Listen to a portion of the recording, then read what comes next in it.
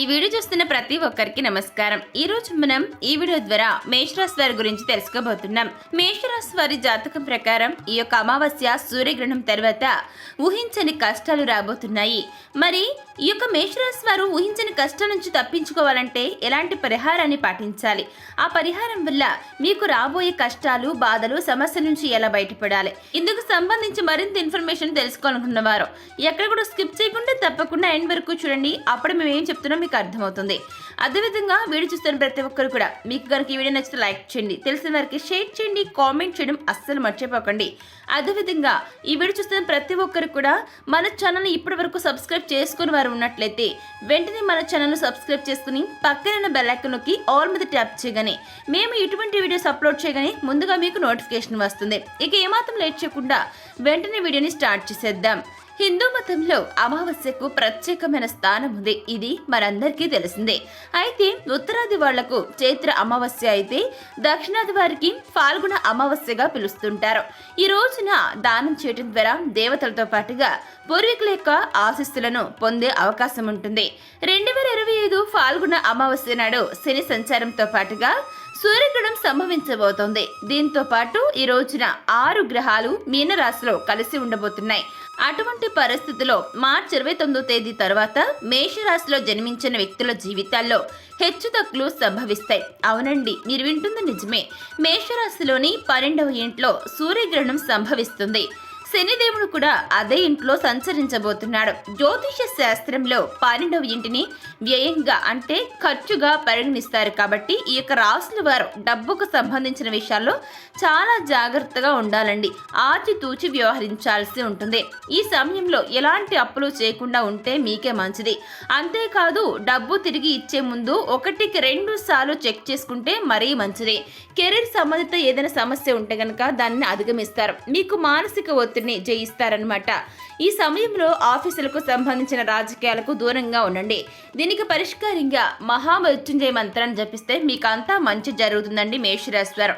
ఇకపోతే ఈ టైంలో మీ యొక్క ఇన్కమ్ పైన ప్రతికూల ప్రభావాన్ని చూపే అవకాశం ఉంటుంది. అంటే నెగిటివ్ ప్రభావం జరుగుతుందనమాట. వ్యాపారాలు జాగ్రత్తగా మలుచుకోవాలి. ఎందుకనంటే ఈ యొక్క రాశి వారు ప్రాఫిట్స్ కు సంబంధించి లాస్ అయ్యే ఛాన్స్ ఉందండి. మీ యొక్క బిజినెస్ ఏదైతే ఉంటుందో ఆ యొక్క బిజినెస్ అనేది చాలా స్లోగా జరుగుతుంది. మీకు లాభాలు రావడం పక్కన పెడితే నష్టాలు వచ్చే అవకాశాలు కనిపిస్తున్నాయి. కాబట్టి ముందుగానే జాగ్రత్త వహించండి మేషరాశి వారు. ఇకపోతే మీ శత్రువుల నుంచి కూడా మీరు జాగ్రత్తగా ఉండాలి.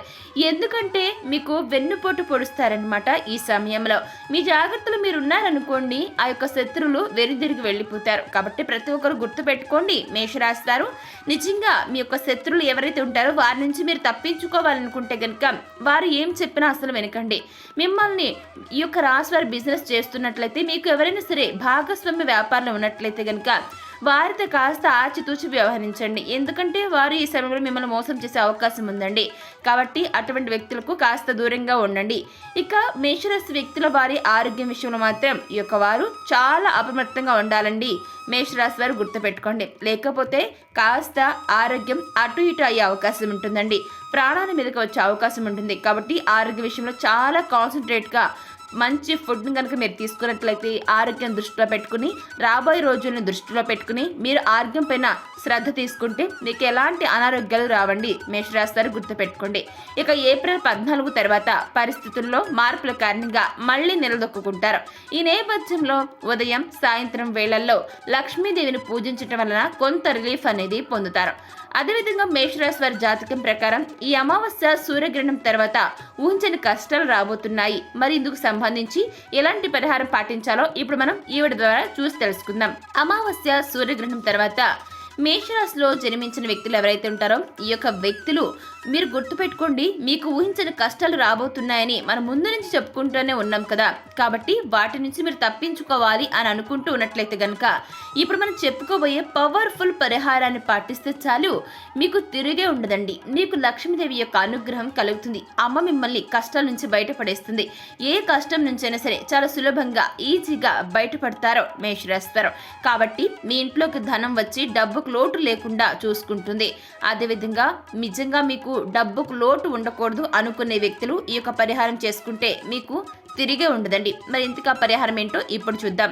మేషరాశి వారు మీ యొక్క సింహద్వారం వద్ద ఈ పరిహారం చేసుకోవాల్సి ఉంటుందండి. గుర్తుపెట్టుకోండి, ఎందుకంటే ఎవరైనా బయట నుంచి వచ్చే వ్యక్తులు ఎలా ఉంటారో తెలియదు.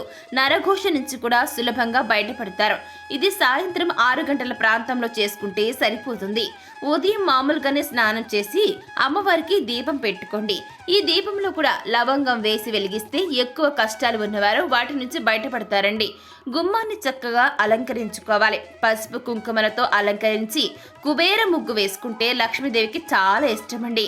అలాగే ముగ్గులు వేసేటప్పుడు కూడా పసుపు కుంకుమ వేసుకుంటే కూడా చాలా మేలు జరుగుతుంది. మేషరాశి వారు ఇంటి గుమ్మానికి ఎన్ని కలర్స్ వేసుకున్నా పసుపు రాసి కుంకుమ బొట్టు పెడితే ఆ కళే వేరండి. ఇవన్నీ మనకు తెలిసినవి కానీ చాలా మంది పాటించరు కాబట్టి చెప్పడం జరుగుతుంది. ఇక ఇవన్నీ పరిహారాలు ఉదయమే చేసుకుంటే సాయంత్రం చేయాల్సిన పనే లేదు. దీనికి ఒక మట్టి ప్రమిద కావాల్సి ఉంటుంది. 2 లవంగాలు 2 యాలకులు కావాలండి. వీటికి చెడును తీసివేసే శక్తి ఎక్కువగా ఉంటుంది. అందుకే యాలకులను ఖచ్చితంగా తీసుకోవాలి. అలాగే 5 లేదా ఎక్కువ కర్పూర బిళ్ళలను తీసుకోండి. ఈ పరిహారానికి బెల్లం కూడా అవసరం ఉంటుంది. ఇది అద్భుతమైంది. దీంతో చేసే పరిహారాలు బాగా వర్క్ అవుతాయండి. బెల్లం చిటికెడు తీసుకుంటే చాలు, సరిపోతుంది. సాయంత్రం చాలా మంది గుమ్మం వద్ద ఒక ప్రమిదను పెట్టుకోండి. అందులో నూనె వేయండి, లవంగం, యాలికలు, బెల్లం వేయండి. ఆ తర్వాత దీపాన్ని వెలిగించండి. శుక్రవారం తిథి రోజున ఈ పరిహారం చేసుకుంటాం కాబట్టి అమ్మవారి కృప ఖచ్చితంగా ఉంటుంది. అద్భుతమైన ఫలితం ఉంటుంది. ఆ దీపం కాలుతూ ఉంటే మన ఇంట్లో నుంచి చెడు అనేది వెళ్ళిపోతుంది. ఈ చెడు వల్లనే కష్టాలు నష్టాలు ఎదురయ్యేది. దీంతో మంచి జరగడానికి అవకాశం అనేది ఎక్కువగా ఉంటుందండి. అంటే ఎక్కువ ఫలితం వస్తుందన్నమాట. ఇక దరిద్రం అంతా వెళ్ళిపోతుంది. మంచి యోగం కలుగుతుంది. మేషరాశి వారికి తప్పక లక్ష్మీదేవి అనుగ్రహం మీకు కలుగుతుంది. నమ్మి చేసుకున్న వారికి తప్పకుండా ఫలితం అనేది వస్తుందండి. ముందు మీకు నమ్మకం అనేది ఇక్కడ ఖచ్చితంగా ఉండాలి. అందుకే నమ్మకంతో చేసుకోండి. మీకు ప్రతి విషయంలో కూడా కష్టాలు నష్టాలు బాధలు సమస్యలన్నీ కూడా తీరిపోయి లక్ష్మీదేవి యొక్క కటాక్షం కలిగి డబ్బుకు లోటు లేకుండా ఉంటుంది. ఇకపోతే వివిధ రకాల సమస్యలు కష్టాలు నష్టాల నుంచి బయటపడడానికి అనేక రంగాలలో మంచి ఉన్నత ఫలితాలను సాధించడానికి జాతకరీత్యా కలిగే దుష్ప్రభావాలు తొలగిపోవడానికి మేషరాశి వారు ఇప్పుడు మనం చెప్పుకోవే పరిహారాలు పాటిస్తే మీకు అసలు నిజంగా వెనుతిరిగా చూసుకోవాల్సిన అవసరమే ఉండదండి. ఇంతకుముందు మనం చెప్పుకున్న పరిహారం చేయటంతో పాటుగా ఇప్పుడు మనం చెప్పుకోబోయే మరికొన్ని పరిహారాలు చేసుకున్నా కూడా మీకు అంతా కూడా మేలే జరుగుతుందండి. ఇంతకీ ఆ పరిహారాల విషయానికి వస్తే మేషరాశిలో జన్మించిన వ్యక్తులు ఎలాంటి హంగామా లేని పూజలు గుప్త దానాలు చేస్తే మనోధైర్యం మేలు చేస్తాయండి. తూర్పు ఉత్తర సింహద్వారాలు మీకు కలిసి వస్తాయి. ఎరుపు రంగు రుమాలు ఉపయోగించండి. ఎందుకంటే ఇది మీకు చాలా అంటే చాలా అదృష్టాన్ని తీసుకువస్తుందని పండితులు చెబుతున్నారు. కాబట్టి మీరు ఈ విధంగా ఒక రుమాలను ఎరుపు రంగు రుమాలను ఉపయోగించండి. ఇక మేషరాశి వ్యక్తులు సుబ్రహ్మణ్య ఆరాధన లక్ష్మీ పూజలు చేయడం వలన సమస్య నుంచి బయటపడతారండి. గురువారం చేసే విష్ణు పూజలు మీకు ఎంతో మేలు చేస్తాయి. అలాగే మీరు సుందరకాండ పారాయణం చేస్తే మీ జీవితంలో మీకు చాలా మంచి ఆరోగ్యం శ్రేయస్సు కూడా లభిస్తుందండి. ఇకపోతే ప్రతిరోజు మీ ఇష్టదైవ నామస్మరణ చేసుకోండి. ఇలా చేయటం వల్ల దైవ బలం పెరుగుతుంది. అలాగే మూగ జీవాలకు పక్షాదులకు ఏదైనా సరే తినడానికి పెడితే కనుక మీకు ప్రతి విషయంలో కూడా లోటు లేకుండా ఉంటుందండి. మీ యొక్క పాప కర్మలు కూడా పోతాయండి. పుణ్యకర్మలు లభిస్తాయి. ఇకపోతే మేషరాశి వారు లక్ష్మి యొక్క అనుగ్రహం కోసం రోజు లక్ష్మి అష్టోత్తర శతనామావళి చదివితే చాలా మంచిదండి. అమ్మవారి అనుగ్రహం కలిగి దరిద్రము దుఃఖము తొలగిపోతుందండి. సో చూశారు కదా మేషరాశి వారు, మీ జాతకం ప్రకారం అమావాస్య సూర్యగ్రహణం తర్వాత ఊహించని కష్టాలు రాబోతున్నాయి. కాబట్టి ఎలాంటి పరిహారాన్ని పాటించి వాటి నుంచి తప్పించుకోవాలి అనేది ఈ వీడియో ద్వారా మనం చూసి తెలుసుకున్నాం కదా. మరి ఈ వీడియో మీకు ఎలా అనిపించింది? నచ్చిందా? నచ్చితే లైక్ చేయండి, తెలిసిన వారికి షేర్ చేయండి, కామెంట్ చేయడం మర్చిపోకండి.